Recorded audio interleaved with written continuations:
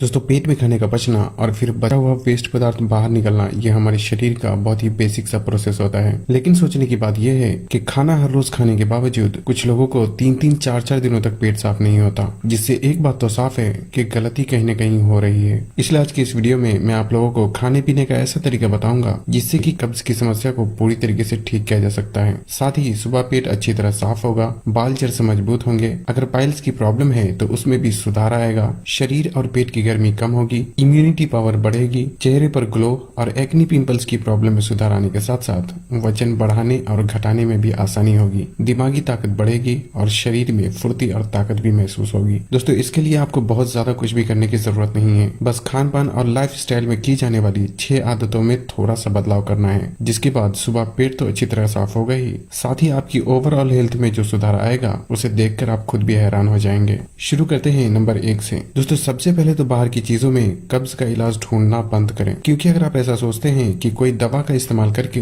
इस समस्या से छुटकारा पा सकते हैं तो आप बिल्कुल गलत सोचते हैं। और ऐसा इसलिए क्योंकि कब्ज अपने आप में कोई बीमारी बिल्कुल भी नहीं है, बल्कि ये समस्या अक्सर ही खाने पीने में की जाने वाली गलतियों की वजह से शुरू होती है। इसलिए कब्ज की समस्या को ठीक करने के लिए तरह तरह की दवाइयों का इस्तेमाल करना सिर्फ और सिर्फ पैसे की बर्बादी है। यहाँ तक कि पेट साफ करने के लिए हर दिन चूरन का इस्तेमाल करना भी इस समस्या को ठीक करने का सही तरीका बिल्कुल भी नहीं है, क्योंकि चूरन आंतों में जबरदस्ती कॉन्ट्रैक्शन पैदा करता है, जिससे कि पेट तो साफ हो जाता है, लेकिन इसका हर दिन इस्तेमाल करने की वजह से आंतें कमजोर हो जाती है और फिर शरीर को भी इसकी धीरे धीरे आदत होने लगती है। इसलिए चूरन का कभी कभी तो इस्तेमाल किया जा सकता है, लेकिन हर दिन इसका इस्तेमाल बिल्कुल भी नहीं करना चाहिए।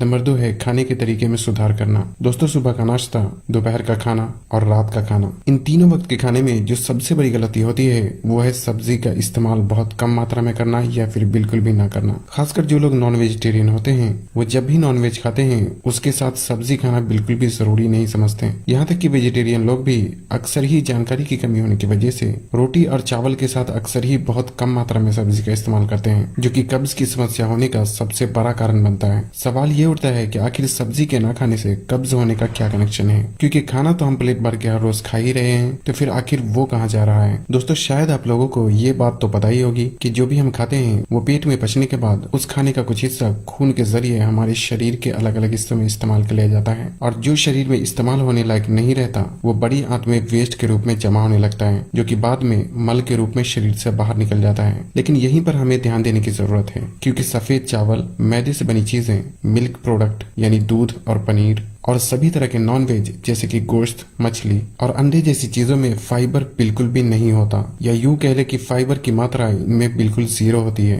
जिसकी वजह से ये पचने के बाद ज्यादातर हमारे शरीर में ही इस्तेमाल हो जाता है, जिससे कि बड़ी आंत में वेस्ट पदार्थ इतनी कम मात्रा में जमा होता है जो कि रुक जाता है और आसानी से बाहर नहीं निकल पाता, जिसकी वजह से कब्ज की समस्या पैदा होने लगती है। इससे यहाँ एक बात तो साफ है कि ठीक से पेट साफ होने के लिए बड़ी आंत में वेस्ट पदार्थ ज्यादा मात्रा में जमा होना बहुत जरूरी होता है, और ठीक ऐसा ही तब होता है जब सब्जियों का ज्यादा मात्रा में इस्तेमाल किया जाता है, क्योंकि सब्जी और फल में फाइबर की मात्रा ज्यादा होने की वजह से ये पेट में पचने के बाद थोड़ा शरीर में इस्तेमाल होता है, और जो फाइबर की मात्रा इसमें होती है वो लगभग पूरा का पूरा बड़ी आंत में आकर जमा हो जाता है। इसलिए खाने में सब्जी की मात्रा जितनी ज्यादा होती है, बड़ी आंत में वेस्ट पदार्थ भी उतनी ही ज्यादा मात्रा में जमा होता है, और जब बड़ी आंत में वेस्ट पदार्थ ज्यादा मात्रा में जमा होता है तो खुद ब खुद ही प्रेशर अच्छी तरह आता है, और फिर हर सुबह पेट भी आसानी से अच्छी तरह साफ होता है। लेकिन इसका मतलब ये बिल्कुल भी नहीं है कि आपको बस सब्जी ही खाते रहना है, बल्कि आपको अपने खाने को बैलेंस करना चाहिए, और जो कि अब मैं आप लोगों को बताता हूँ कि आप अपने खाने को किस तरीके से बैलेंस कर सकते हैं। मिसाल के तौर पे अगर आप सुबह टाइम की कमी होने की वजह से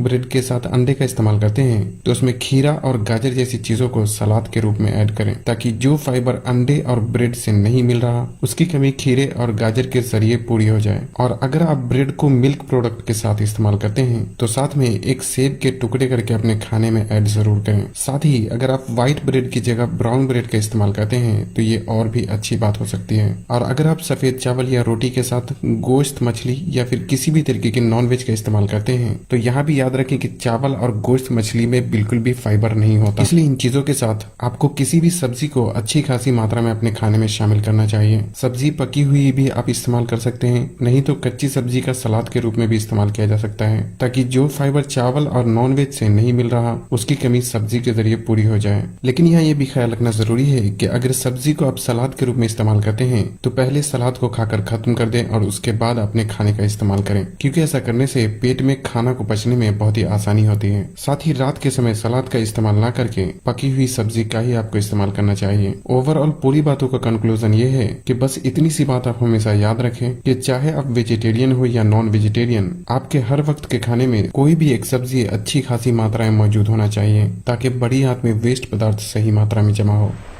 नंबर 3, दोस्तों मुझे ये भी पता है कि हर किसी के लिए हर वक्त के खाने में सब्जी का इस्तेमाल करना पॉसिबल नहीं है। खासकर जो लोग नॉन वेजिटेरियन होते हैं उसके लिए हर दिन नॉन वेज के साथ सब्जी भी पका पाना एक बहुत ही मुश्किल काम होता है। और कभी कभी ऐसा भी होता है कि कुछ लोगों को बाहर खाना खाना पड़ता है। इसलिए ऐसे में जिस दिन भी आप किसी वजह से सब्जी का ज्यादा मात्रा में इस्तेमाल ना कर पाए तो आपको इसबगोल की भूसी का इस्तेमाल करना चाहिए। बेसिकली इसबगोल एक फाइबर सप्लीमेंट होता है जो कि सब्जी ना खाने की वजह से जो फाइबर की कमी होती है इसबगोल की भूसी का इस्तेमाल करने से ये उसकी कमी को पूरी कर देता है। इसलिए जब भी आपको लगे कि आप खाने में सब्जी का ठीक से इस्तेमाल नहीं कर पाए हैं तो उस दिन आपको इसबगोल की भूसी का इस्तेमाल जरूर करना चाहिए। इसके लिए 1 गिलास पानी में 1 छोटा चम्मच इसबगोल की भूसी डालकर कुछ देर के लिए छोड़ दें और जब वो पूरी तरह फूल जाए तो उसका आपको खाने के 10 मिनट पहले या फिर खाने के आधे घंटे बाद इस्तेमाल किया जा सकता है। ये आप किसी भी कंपनी का इस्तेमाल कर सकते हैं, लेकिन ख्याल रखें कि अच्छे रिजल्ट के लिए आपको हमेशा ही बिना फ्लेवर वाले इसबगोल का इस्तेमाल करना चाहिए। इसबगोल की भूसी क्योंकि फाइबर सप्लीमेंट होता है इसलिए इसका डेली भी इस्तेमाल किया जा सकता है।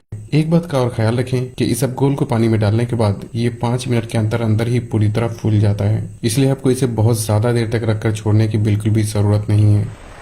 नंबर 4, पानी पीने के तरीके में सुधार करना। दोस्तों पाचन प्रक्रिया में पानी एक बहुत ही अहम रोल प्ले करता है, इसलिए पानी पीने के बारे में आपको हमेशा ही 3 बातों का ख्याल जरूर रखना चाहिए। पहला तो ये कि सुबह खाली पेट सबसे पहले 1 से 2 गिलास पानी का सेवन जरूर करें, जिसमें आप हल्के गर्म पानी या फिर नॉर्मल पानी का भी इस्तेमाल कर सकते हैं। दूसरा ये कि खाना खाने के तुरंत बाद पानी न पीकर खाने के कम से कम आधे घंटे बाद पानी पीना चाहिए, क्योंकि खाने के तुरंत बाद पानी पीने से पाचन क्रिया धीमी पड़ जाती है। हालांकि 1-2 घूंट पानी आप खाना खाने के बाद भी पी सकते हैं, लेकिन गिलास भर के अगर पानी पीना हो तो आपको खाना खाने के कम से कम आधे घंटे बाद ही पीना चाहिए। और तीसरी बात ये कि एक सही मात्रा में पानी पीने का भी खास ख्याल रखना चाहिए, क्योंकि शरीर में पानी की कमी होना भी कब्ज की समस्या को बढ़ावा देता है। इसलिए एक सामान्य व्यक्ति को दिन भर में कम से कम 8 से 10 गिलास पानी जरूर पीना चाहिए, और अगर मौसम ठंडी का हो तो 6 से 8 गिलास पानी पीना भी काफी हो जाता है।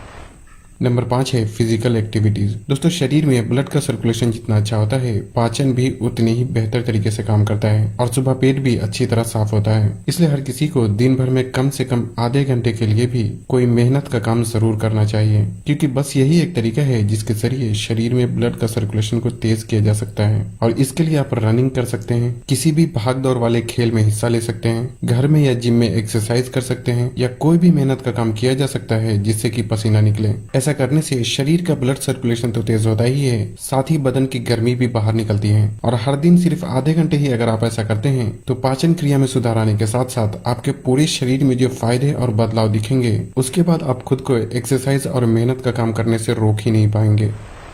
नंबर 6 है सोने के तरीके में सुधार करना। दोस्तों नींद का हमारे पाचन से एक बहुत ही गहरा कनेक्शन होता है, और ऐसा इसलिए क्योंकि पूरे दिन हमारा शरीर का इंटरनल ऑर्गन खाने को पचाने में बहुत मेहनत करता है, और जब हम रात को गहरी नींद में सोते हैं तो शरीर के अंदर का सभी ऑर्गन जैसे कि किडनी, लिवर और पूरा शरीर खुद को रिपेयर करके अगले दिन के लिए तैयार करता है। इसलिए आपको हर दिन 7 से 8 घंटे की अच्छी नींद जरूर लेना चाहिए। अगर आपको रातों को नींद नहीं आती तो कमेंट करके जरूर बताएं। मैं अगली वीडियो इंशाल्लाह इसी टॉपिक पे बनाने की कोशिश करूंगा, और तब तक के लिए अपना ख्याल रखें। अल्लाह हाफिज।